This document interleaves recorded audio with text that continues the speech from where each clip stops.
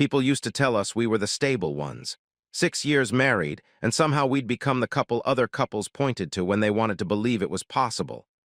The renovated kitchen with the marble island Alina picked out over 4 agonizing weekends, the dinner parties where she'd light candles she swore made the wine taste better, the easy rhythm of two people who decided together not to rush into kids.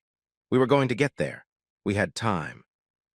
That's what I believed anyway, right up until 9:47 on a Tuesday night, when her phone lit up on the kitchen counter, and I happened to be standing close enough to read it. I want to be precise about this because precision is the only thing that's kept me sane since. I wasn't snooping. I wasn't lurking. I was rinsing a wine glass at the sink, 4 feet from where her phone sat face up, charging the way it always did.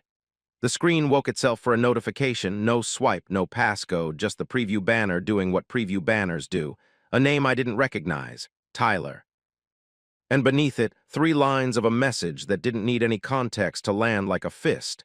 Can't stop thinking about last night. You make me feel like I haven't felt in years. 3 seconds.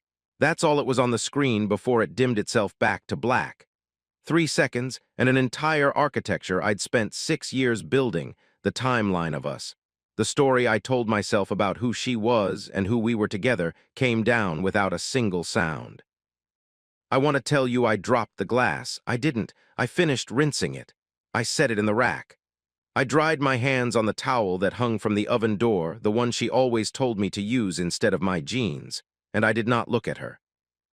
This is the part people don't understand about men like me, men raised by fathers who treated emotion as a leak in the hull, something you patch quietly, alone, before anyone notices the boat is taking on water. I didn't yell. I didn't confront her with the phone in my hand, didn't demand she explain who Tyler was or why he was thinking about last night. Some primal, calculating part of my brain, a part I didn't know I had until that exact moment, understood instantly that the second I reacted, I lost. I'd be handing her 3 seconds of warning to build a story, and 3 seconds is all a smart liar needs to start one. So I didn't react. I asked her if she wanted the last of the wine. She said no, she had an early morning. I said good night. I kissed her on the forehead, the way I always did, lips against the same patch of skin I'd kissed 1,000 times before, and I felt absolutely nothing move beneath my own ribs except a kind of cold, focused arithmetic beginning to run. I lay next to her that night and listened to her breathing even out into sleep, and I understood with a clarity that frightened me a little that I was no longer the same man who'd gone to bed the night before. Something in me had reorganized itself around a single objective, not confrontation. Not an explosion of grief and rage that would feel righteous for an hour and accomplish nothing. I didn't need a scene. Scenes are for people who want to be believed. I needed something colder and more permanent than belief. I needed proof. What? I didn't sleep. I lay there counting her breaths instead, and somewhere around 2 in the morning I got up, went down to the den, and sat in the dark without turning on a single light, because I didn't trust my own face yet. Didn't trust what it might be doing without my permission. The mind does something strange when it's been broken open like that. It doesn't just sit with the wound. It goes hunting backward through every memory it has, looking for the moment the wound actually started, because some part of you refuses to believe it happened all at once. And once I started looking, I couldn't stop. The late nights at the office that had crept from once a month to nearly weekly over the past year. The new perfume, something warmer, more expensive than what she usually wore, that I'd complimented her on in March without thinking to ask where it came from. The way she'd started angling her phone face down on tables, a habit so gradual I'd absorbed it without ever consciously registering it as a change.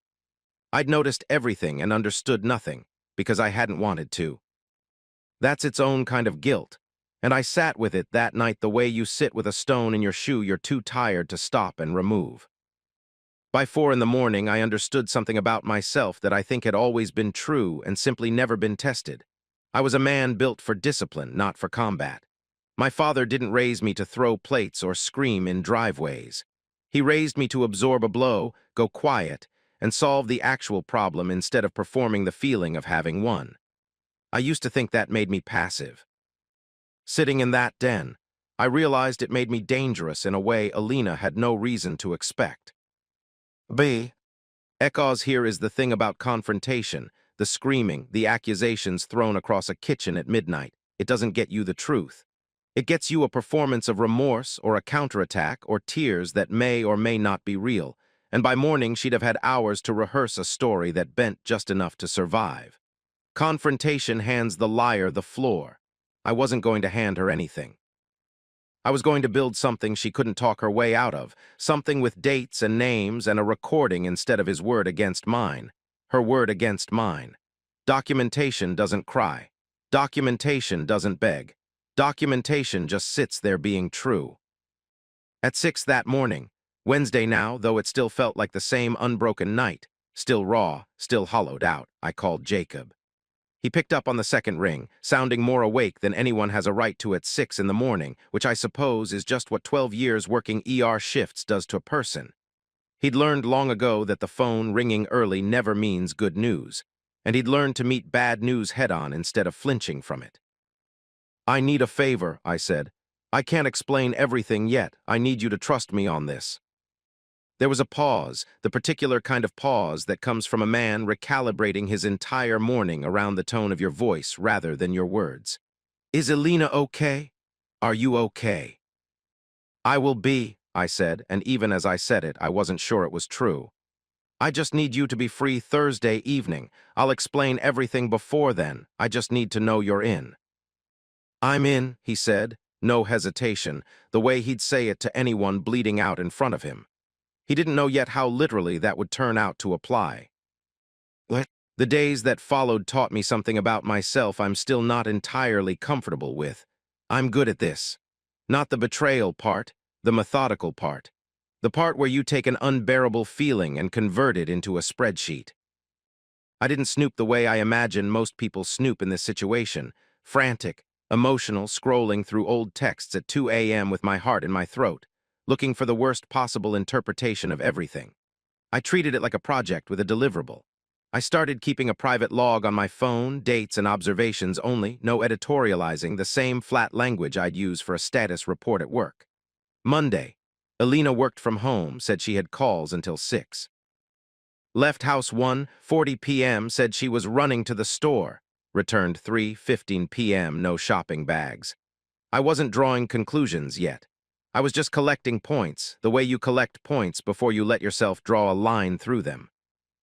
I learned Tyler's name properly, not from her phone, which I never touched, but from a comment one of her coworkers made in passing at a happy hour I almost didn't go to, mentioning a Tyler from the gym Elena had been telling people about. I filed it away. I noted which days she worked from home, which days her schedule had the kind of flexible gaps that would let someone slip in and out of our house in the hours I was usually at the office. I never once let her see me piece any of it together. That was the hardest part, harder than the discovery itself in some ways, sitting across from her at dinner, watching her cut her chicken into the same neat, deliberate pieces she always did, asking me about my day in the same warm voice she'd used for 6 years, and answering her normally. Telling her about a client call. Asking if she wanted to watch something after dinner. Somewhere underneath the table, I felt like two different men were sitting in the same chair. One of them still loved her on pure muscle memory, and the other was running a quiet audit of every word that came out of her mouth, checking it against everything he now knew. What I hadn't expected was that she'd get warmer, not distant, not guilty acting in the way people imagine guilt looks, more affectionate, actually. She started reaching for my hand at the table again, something we'd let lapse months ago without either of us mentioning it. She told me unprompted that she felt lucky to have me. For one terrible, disorienting second, I wanted to believe her. I wanted it so badly I could feel the want sitting in my chest like a held breath. But I'd already learned not to trust my want. People don't become more affectionate out of nowhere unless something in them needs you to feel reassured, needs the temperature in the room to stay exactly where it's always been, so that nothing gets disturbed, so that nothing gets looked at too closely. I understood, watching her smile at me over a candle she'd lit for no occasion, that I wasn't looking at love. I was looking at guilt management, performed by someone who didn't know yet that her audience already knew the ending. There was a night that first weekend when I almost broke my own rule. We were lying in bed, the lights off, and She shifted closer to me in her sleep the way she used to when we were newly married, her hand finding my chest out of pure habit. And for a moment I lay there rigid, fighting the urge to wake her up and ask her simply, why? I think that's the part nobody warns you about. That betrayal doesn't just make you angry at the person who did it. It makes you suspicious of yourself, makes you go combing back through your own behavior looking for the crime you must have committed to deserve this. I caught myself doing it more than once that week, and every time I made myself stop. Whatever I had or hadn't done, it didn't entitle her to a lie. I held on to that the way you hold a railing on a staircase you can't see the bottom of. By the following Wednesday, 8 days after the message had first lit up her phone, I had enough. The patterns had repeated themselves twice over, clean and undeniable, and I called Jacob again and told him everything.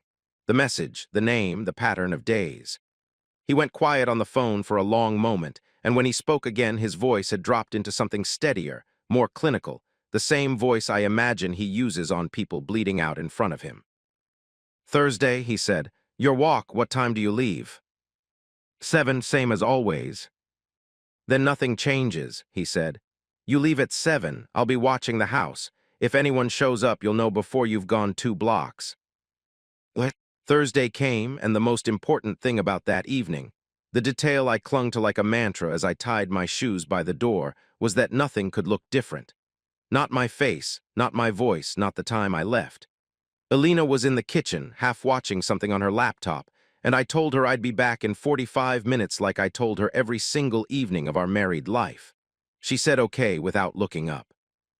6 years of routine had built me the perfect alibi for becoming someone else entirely, just for one night.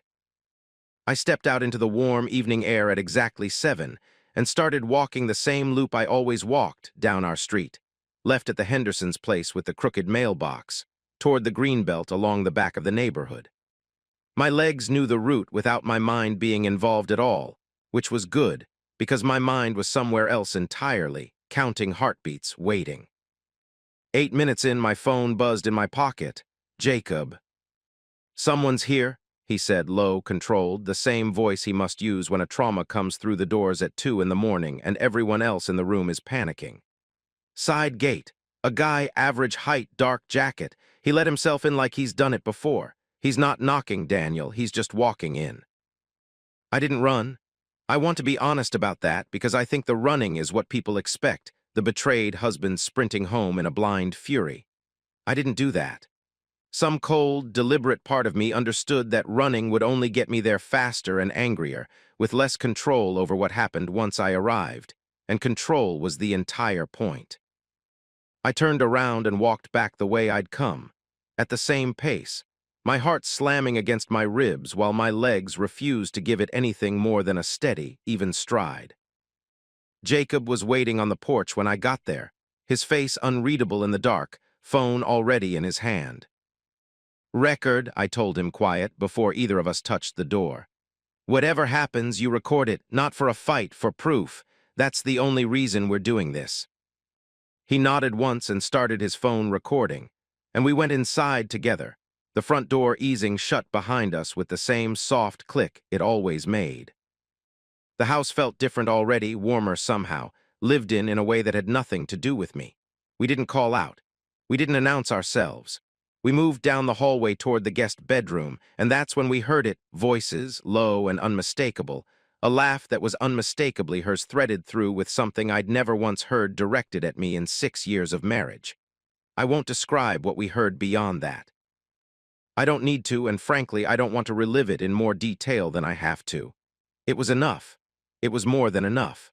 20 seconds of audio, dated, time-stamped, located inside our own house, was the only evidence I would ever need for the rest of my life. Jacob stopped the recording. He did it deliberately, a clean cut, because we both understood without saying it aloud that what happened in the next 60 seconds wasn't evidence anymore. It was consequence, and consequence doesn't need a camera. I opened the door. I won't dwell on the scene itself, the scramble. A man named Tyler who was younger than I expected and considerably less composed, grabbing for his clothes, mouth working through the first syllables of an excuse that never finished forming. I told him, in a voice so level it surprised even me, that he had exactly 2 minutes. to leave my house, and that if he ever set foot near it again, the next conversation would not be this calm. He left. He didn't argue. I never touched Alina.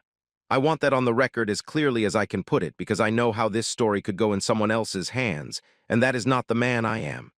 I stood in the doorway and told her in the same level voice to pack a bag. Tonight. I didn't ask her to explain. There would be time for questions later in places where her answers would actually matter, to a judge, to a lawyer, to her own parents. Not to me, not that night. She tried to speak twice. Both times I simply repeated myself, pack a bag, until she stopped trying and started packing. I stood in the hallway while she did it, and somewhere in the strange, hollowed-out quiet of that house, I understood that the 20-second recording sitting on Jacob's phone was worth more to me than any scream I could have let out, any words I could have hurled at her face. The recording didn't need me to be believed. It simply was true, and now, finally, so was everyone else's understanding of it. She went to her parents that night, and by the following afternoon, a version of events had begun circulating that bore only a passing resemblance to what had actually happened in that hallway. I heard it secondhand, the way you hear most things in a family that's already chosen its side before the facts arrive. Alina had told them I'd overreacted, that Tyler was just a friend from the gym who'd stopped by, that I'd burst in and made a scene out of nothing, jealousy and paranoia I'd apparently been nursing for months. It was an impressive piece of architecture, that story. It had just enough truth in it to be plausible to people who already wanted to believe their daughter wouldn't lie to them. Her father called me 2 days later.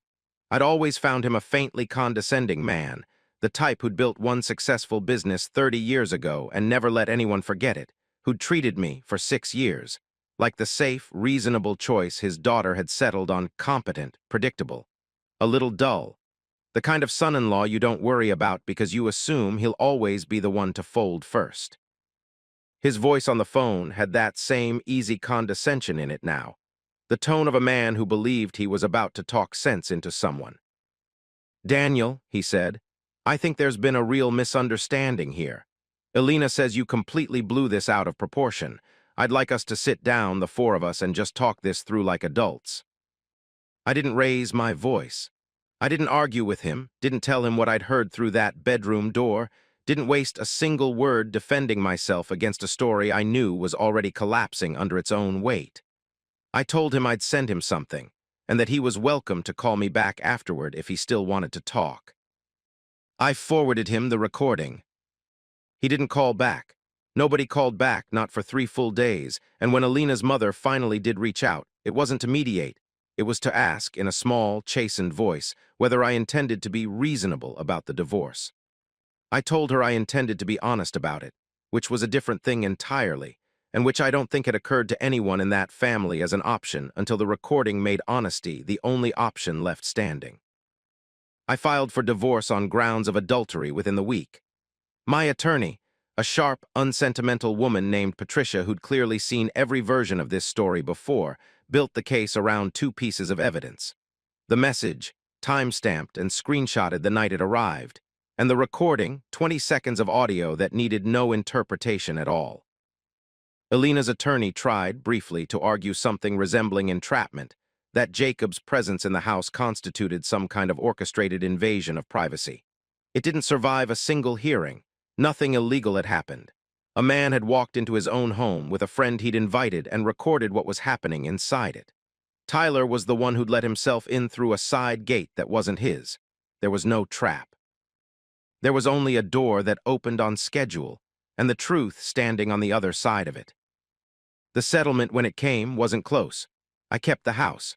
I kept my name clean in every sense that mattered, professionally and otherwise, while a version of the truth made its slow, inevitable rounds through people who'd once called us the stable ones. I felt no triumph reading the final paperwork, no fireworks, nothing like the satisfaction movies promise you in moments like this. What I felt was quieter than that, something closer to relief, the particular relief of a man who built a case instead of a scene, and watched it hold up exactly the way he'd designed it to. The same discipline that had let me say goodnight to her with a kiss on the forehead, 3 seconds.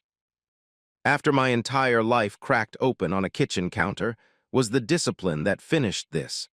I never once had to raise my voice for anyone to hear me. Her parents called 4 months after the settlement was finalized. I almost didn't recognize her father's voice when I picked up, quieter than I remembered, stripped of the easy condescension that used to live in every sentence he sent my way. He said they'd misjudged me. He said it plainly, without much preamble, the way people apologize when they've finally run out of better explanations to offer themselves. Her mother got on the line briefly, too, said something about wishing things had gone differently, and I let both of them say what they needed to say. I accepted it. I want to be honest about the shape of that acceptance, though, because I think it matters. I wasn't warm about it. I wasn't cold either. I didn't need to punish two people who'd simply believed their daughter the way most parents would. But I'd never been chasing their approval in the first place, not during the marriage, and certainly not after it ended. I'd only ever wanted one thing out of all of this, and it had nothing to do with whether Alina's parents thought well of me. I wanted the truth sitting somewhere solid and undeniable, on the record, where nobody's softened version of events could quietly erode it over time. I had that now. Their apology was just an echo of something I'd already settled inside myself months earlier, standing in a hallway with a recording on Jacob's phone. The house is quieter these days. Not empty, I want to be precise about that distinction because I think people assume those two things are the same and they aren't.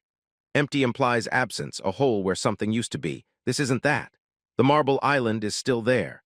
The renovated kitchen is still mine. I cook in it most nights now, just for one, and I've found I don't mind the sound of my own knife against the cutting board nearly as much as I thought I would. The house isn't empty. It's just honest now. In a way it wasn't for at least the last year I lived in it without knowing. I still walk at 7.